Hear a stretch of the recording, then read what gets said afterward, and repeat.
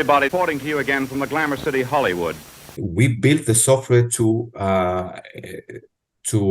embrace that because we don't have any other choice. So our software is like somewhere in between 100K and 200K. The entire software, it has to be like that. But the software-defined vehicle, all OEMs that we are talking with, mostly everybody, know that already a while back, that they need to improve dramatically the processing power of the vehicle in real time. And all of them are working very hard to increase the memory, the processing power, to enable additional features, additional technologies in the vehicle, not only developed by themselves, but also by third parties. And once you have a strong domain control unit that is capable of doing so much more in real time, then they are open more to embrace technologies that were not developed necessarily in-house.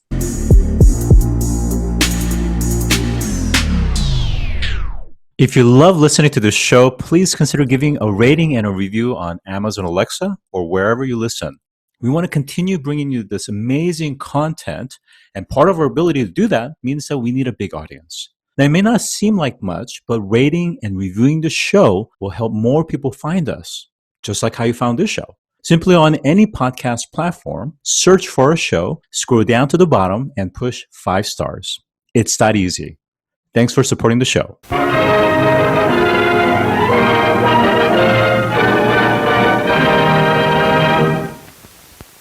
Today, I'm joined by Shahar Bin-Nun, CEO of Tactile Mobility. Thanks for joining today. Thank you for having me. Thank you. Okay. Now, we could easily go off trail because, again, there's a lot of things happening in the backdrop, but thank you for making today. I know it's been challenging to say the least. And again, our prayers with everyone that's over there. But let's get right into what you guys are working on. First, I want to ask you, because you guys use the term touch, and of course, the company name is based on the term tactile. That's very interesting because you're talking about this notion of feeling the road and being able to utilize what's already in the vehicle from a sensor capability to be able to give feedback to the driver. So I wonder, let's start first with the big picture. So how many cars get into accidents because maybe their tires lose their grip or control of the road? Perhaps maybe the tires are worn out and they go on black ice, for example. So how often are these issues, and how big of an issue is this that you guys are addressing? Well, this is exactly what we're doing. We're providing the vehicles with a sense of touch, because right now vehicles can see pretty well. There's a lot of visual sensors, but there's hardly any sensors in the vehicle that allows the vehicle to really understand the dynamics between the vehicle and the road. And you can imagine that the dynamic between the vehicle and the road is maybe the number one reason for accident, whether it is ice, whether your tires are too worn. A lot of reasons for other than the human factor, of course, that are related to technology, simply because the vehicles are not aware of the dynamics between the vehicle and the road. And this is the main purpose of tactile mobility, to improve dramatically the understanding of the vehicle, of what is actually the dynamics between the vehicle and the road. We do that with, it's a very complex task, as you can imagine. We do that by embedding a very small, very low footprint piece of software in this chassis ECU, where we're collecting data from existing in-vehicle sensors, completely standard sensors that are in every normal car. And then we apply signal processing and machine learning, and we're generating what we call insights, which we call virtual sensors, for grip, tire health, weight estimations, surface events, and all of the factors that affect the dynamics between the road and the vehicle, and allowing the vehicle to be much smarter improving both safety, but by the way, also performance of the vehicle. We can share numbers of accidents, but I think your audience is definitely aware of the fact that millions of accidents only in the US are related only to surface events, such as bad conditions of the road, weather conditions, icy conditions, and more. So I want to back up a little bit because, again, when we think about mainstream, just kind of, everyday people, some of them are thinking very, very basic thoughts in the sense of, hey, my car has four-wheel drive. Why is this a concern? Shouldn't my car be able to have the sufficient amount of grip and traction to handle all conditions, ice, rain, black ice, whatever it is, right? And is this really an issue? And I think one of the questions that I'm going to probably ask again, maybe later on, is this a capability that the OEMs are willing to pay for? Well, definitely they're willing to pay for, because they are fully aware of how critical that topic. Well, the fact that you may have a four-wheel drive is nice in a dirt road, etc. But when you're hitting black ice and you're driving, by the way, cruising even at 80 kilometers an hour, 50 miles an hour, and all of a sudden you're hitting black ice, the vehicle doesn't know that you're driving on ice. Possibly even the driver himself doesn't even know that until he does something, maybe applying the brakes, etc. So the fact that the vehicle should know that in real time, in sub-second, in milliseconds, actually, it would be critical to apply any other features at the chassis itself to avoid accidents. For example, if you're driving, cruising on a highway, you're hitting the black ice and just cruising with your adaptive cruise control, and you don't know that you're actually in a much slippery condition right now, then automatically the vehicle can make sure that you're maintaining a bigger distance from the car ahead of you. So when you do apply the brakes, you have a little bit more freedom of making mistakes, etc. And dozens of what we call customer functions inside the vehicle can enjoy the data that is coming from the dynamics between the road and the vehicle, and make decisions in real time. By the way, not necessarily by the driver, by the car itself in real time, before even the driver is aware of that. Part of the customer function can be allowing the driver to know that now he's in a slippery conditions, for example. So part of the reason I love what you guys are doing is several-fold. Well, first of all, I think the use case is more compelling in different regions where there are varying degrees of challenges. So, for example, four seasons versus, let's say, places like California, where it tends to be fairly temperate and stays in between the 60s, 70s Fahrenheit degree, for instance, with minimal rain. But one of the reasons that I'm very excited about what you guys are doing is, and you mentioned it before, there's so much focus around radars, lidars, sensors, including other types of sensor capabilities that's using electromagnetic spectrum. And they're all oriented towards seeing or perception. Again, when I say seeing, I'm talking about the machines themselves versus just only the humans. But we're finding out very quickly the last couple of years has been very dynamic, and we've started to see some pretty significant downward pressure in terms of cost to descope. And that's part of the reason level 4, level 5 have suffered greatly, plus the fact that auto OEMs are going through a massive transition to electric vehicle, and the fact that the early wins of EVs, now that they're starting to get to early majority, is becoming very problematic and difficult to access.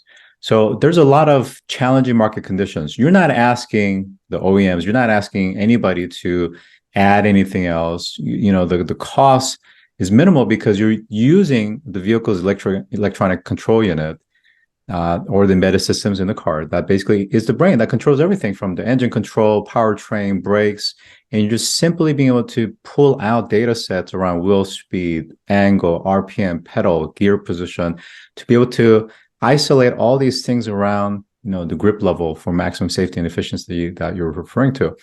And the other factor that I would say is because we're getting into more the EV, this is becoming even more profound given the fact that the weight of electric vehicles because of the batteries, the biggest impact of that, of course, is the wear and tear of the tires. And even one or two difference in PSI could mean the difference of not just wear and tear, but popping, which of course is a huge challenge and a danger on the freeway, for example. How do these kind of factors, whether you knew it before you went in, but certainly now that we're in it, help you to be more resilient than some of the other players that have gone by the wayside, including those that have gone IPO? Well, you've mentioned very, very important points. One thing is that visual sensors are extremely important for the vehicle, but it's just simply not enough. So we are complementing the visual sensors with a completely different data, different type of physics, different type of data generated from completely different sources, thus improving the decision of the vehicle. So, for example, if obviously any simple camera can see that this is it's rainy right now, but if you're driving in a very rainy condition, but your tires are excellent, brand new tires, and the road surface is good, then the grip is fine, and you can probably safely drive, I don't know, 80 miles an hour. But if the same road exactly, same rain exactly, same weather conditions exactly, but your tires are worn and the pavement is not done well, then maybe you should not drive more than 80 kilometers an hour, because you will be in a very slippery. So just seeing that it is a heavy rain right now is simply not enough. Same thing for ice, same thing for snow, etc. So we are complementing that data without using the sensors of the visual sensors. So the tactility data is a complementary to visual sensors rather than to replace it or in any shape or form. We are not replacing that. We're trying to enhance the smartness of the vehicle, if you will, by adding this tactility data. Second thing is you mentioned before California. So yes, maybe California is not so sensitive to icy condition, but knowing what is the actual condition of your tires in real time, and there's no sensors like that today. We all know the tire pressure monitor system, which is good enough, but is not enough to know whether you can safely continue on driving if it is too worn, if it's too stiff. So stiffness and the tire tread depth is very important to know. That simply you don't know that only if you go to a garage and then they actually measure the tread depths or whether your tires are stiff. This is important also in California. And a lot of the accidents in the US and all over the world are caused by bad conditions of the tires. So let's call it the total effect of both visual sensors and tactility data is the thing that creates improved dramatically the safety and as I mentioned also, but also the performance of the vehicle. And this is what our main task is. Yeah, using exactly the way you described extremely well of how we do that. Yeah.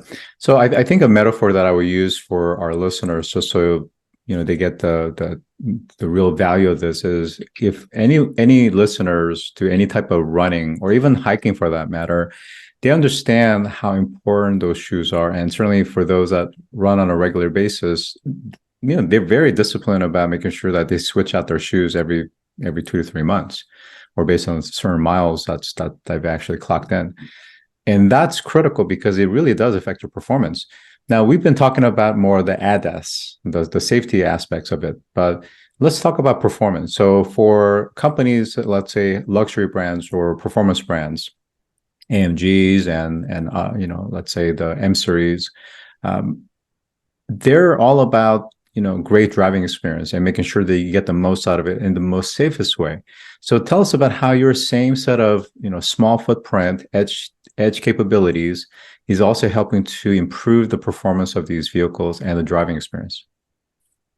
So let's take a few features related of performance and not necessarily only the safety that we spoke about. And by the way, before I dive into this performance thing, one thing to clarify: for ADAS, this is not just important. This is absolutely critical and a must-have.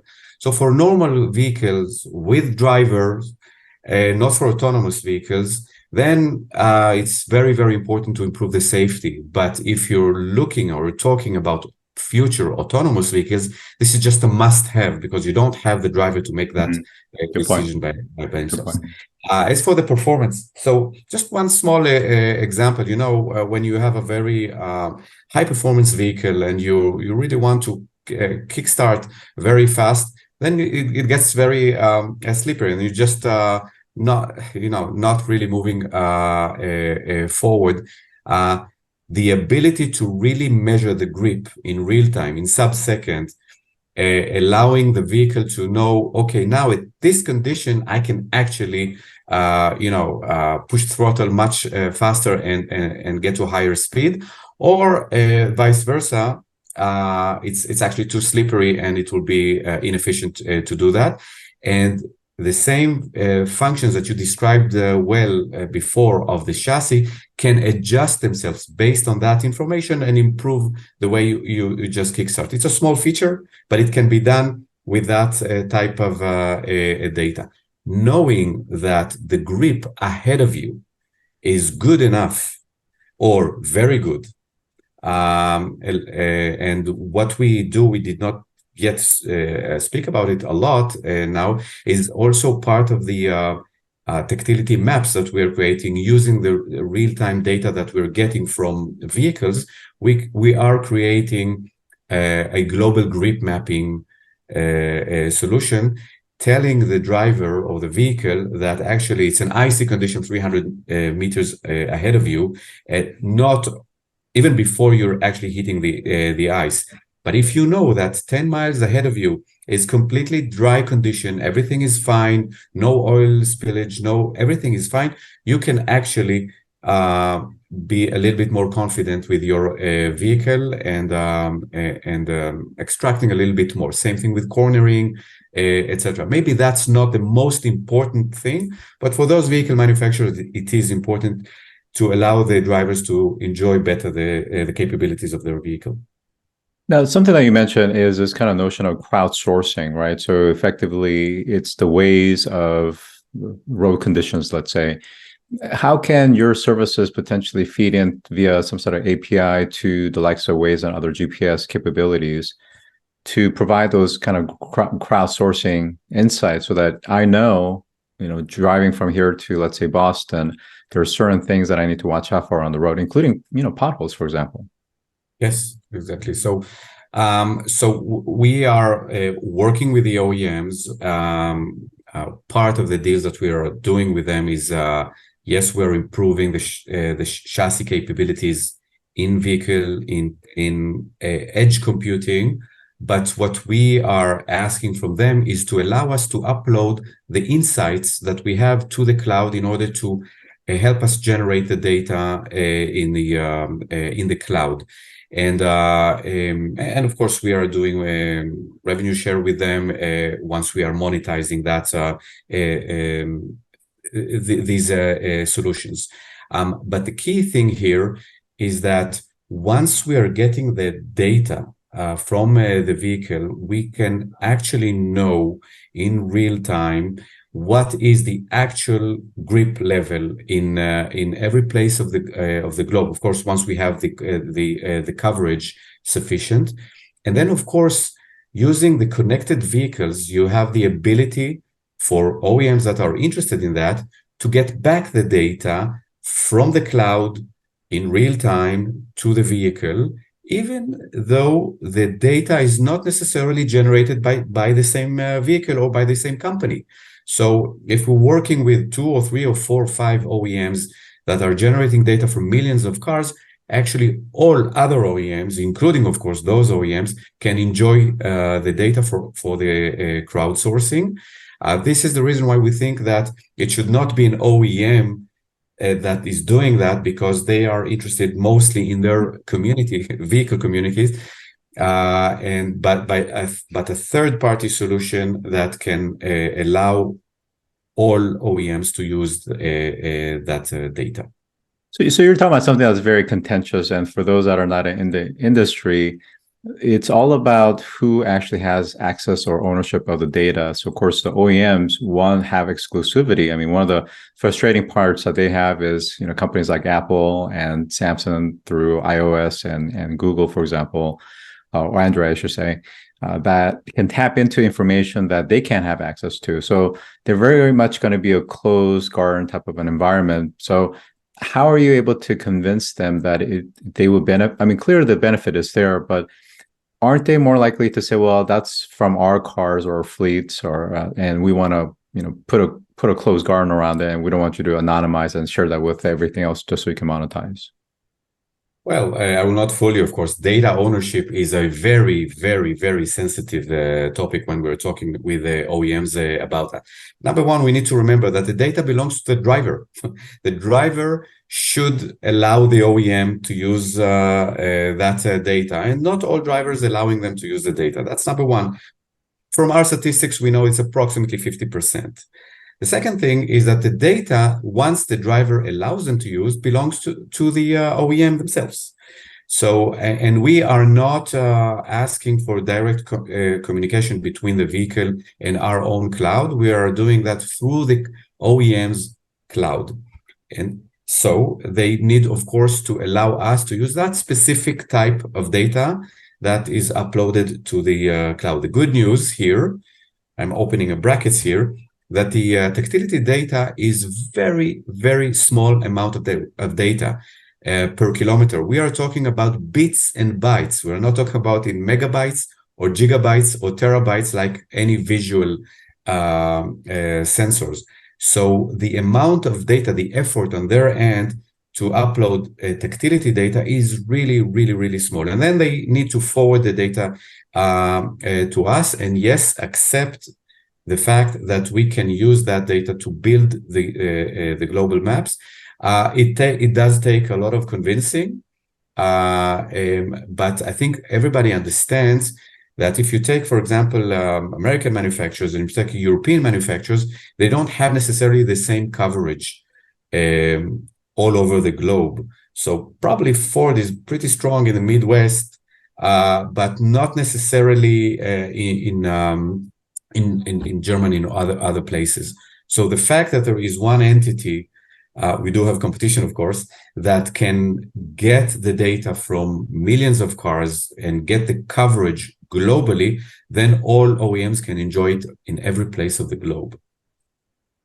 So I think we're starting to touch upon it, but just to be a little bit more explicit, we're talking about software-defined vehicles, and maybe you could first define it for our audience and why that is so critical, especially as we evolve from EV and autonomy.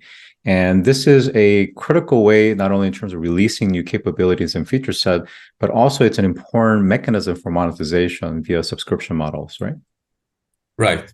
Again, monetization is important for certain OEMs. It's not necessarily so important for other OEMs, but it's definitely a drive to make that decision, allowing them to use for themselves, but also for third parties, mobility data. This is slower than people anticipated maybe 4 or 5 years ago, but it's happening, and it's happening steadily forwards. Similar to basically what's happening also in autonomous vehicles, where people anticipated that by 2025, a lot of autonomous vehicles will drive around at level 4 and above, and that probably would not be the case. Maybe we'll talk about it later on. But the software-defined vehicle is definitely one of the trends that we enjoy most. Let me give you just one example.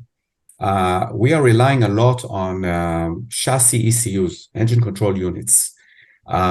Those processing units are extremely weak. It's just like calculators from the 80s.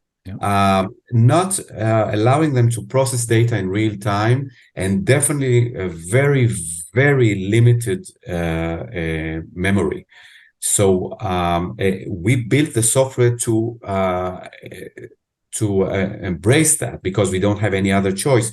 So our software is like somewhere in between 100K and 200K. The entire software, it has to be like that. But the software-defined vehicle, all OEMs that we are talking with, mostly everybody, know that already a while back, that they need to improve dramatically the processing power of the vehicle in real time, and all of them are working very hard to increase the memory, the processing power, to enable additional features, additional technologies in the vehicle, not only developed by themselves, but also by third parties. And once you have a strong domain control unit that is capable of doing so much more in real time, then they are open more to embrace technologies that were not developed necessarily in-house, which is also a sensitive point for them. And I think you're hitting on something that's really important and somewhat like a holy grail, I suppose. But let's take that in the context of, again, where we are, where the automakers are going through a big transition. It's a costly multi-billion-dollar transition. They got auto workers and unions that's striking and making it difficult for them. And then consumers are becoming very finicky about EVs. And then certainly the appetite for level 4, level 5 just isn't there, like I said. How do they balance all that, especially when the likes of Tesla and BYD from China, for example, are just, again, really challenging the fundamental way OEMs are building cars. And they just can't compete on a margin basis like some of these newer players. So can they really even afford to go from microcontrollers and small microprocessors to the larger GPU, CPU capability that you're talking about to have this smarter, intelligent hub system? Well, you're hitting a very important point. For over 100 years, this industry was very, very conservative. All of a sudden, in the last decade, or even less than that, 5 major trends, or even more than that, like the autonomous vehicles, the electric vehicles, the connected vehicles, the shared mobility, the software as defined vehicle, are together, and they are in a way a bit overwhelmed with the number of tasks that they need to address before releasing a new vehicle, knowing that this vehicle would probably be almost irrelevant 3 or 4 years later. So you're asking about the way they balance it. They don't. It's very, very difficult for them to balance it. There are a few ways to do that for them. Some of them are focusing on specific trends or what they think is critical, for example, like electric vehicles, and they're focusing mostly on anything related and important to electric vehicles. Probably companies that have done that in the last 3 or 4 years were probably smart to do that, because the public embraced electric vehicles. By the way, we like electric vehicles because the signals are so much cleaner than combustion engine vehicles. But let's put it aside. So, and some are trying to address all things together. But the fact that the ECU and the processing power, we see that embraced by all companies, whether it is a high-end car or a regular car, will have by 2025 a domain control unit, late 2025, a domain control unit that is capable of embracing additional technologies, third parties technologies, and more. Now, again, that is the lion's share of the opportunity. But for the remaining minute that we have, can we talk about some adjacent markets? And again, they may be much smaller, they may be much more niche, but from a compelling use case, perhaps maybe there's some value. So when we think about, let's say, school buses or we think about Greyhounds or bus systems that carry lots of passengers where safety is incredibly important, or even defense for that matter, where you have military vehicles that's having to go through, in different types of terrains. And of course, they're always going to be susceptible to things on the ground that could explode as well. How do those niche markets, how can they benefit from tactile mobility? This is a very interesting question and tough one, because we think that must be a commercial motivation in order to really move forward. This is the reason when you ask people when autonomous vehicles will be ready, there is a clear agreement that the first industry that will embrace autonomous vehicles would be trucks in the US, because they would probably gain the most out of that trend. And we already see that happening. Looking at other niche markets that do not have any commercial motivation, it's very, very tough to understand which one will have. So the autonomous vehicles in the airports, autonomous trucks in the US, they have clear motivation to embrace these type of technologies. As for the rest, it's yet to be determined. But of course, once they do, they will enjoy better safety and better performance in those vehicles. It is more difficult because if the car is not produced in millions, then it is very difficult to provide a solution that is that's a low cost. Correct. And by the way, we are talking about sub-dollar sensor. This is what we're talking about when we're talking about a software solution, and it is extremely expensive for the OEMs, even for high-end vehicles. At the beginning, I must say that I couldn't really understand why or Porsche or a Lamborghini or any other cars cannot afford, I don't know, $20-$30 per vehicle. They are very, very tight on the cost, and not to mention other vehicles that are, again, they don't have the commercial motivation to do that. This is a little bit sad, but that's the case. That's the way I think every industry works. Yeah, it's a tough market out there. I certainly personally would love to see this capability in all the cars that are out there across OEMs. With that, I have been joined by Shahar Bin-Nun, CEO of Tactile Mobility. Thank you for joining today. Thank you very much, Scott. Thank you. If you've enjoyed this episode, take a moment to rate our show on any podcast platform that you listen to. Scroll down to the bottom and push 5 stars. It's that easy. And as always, thanks for listening.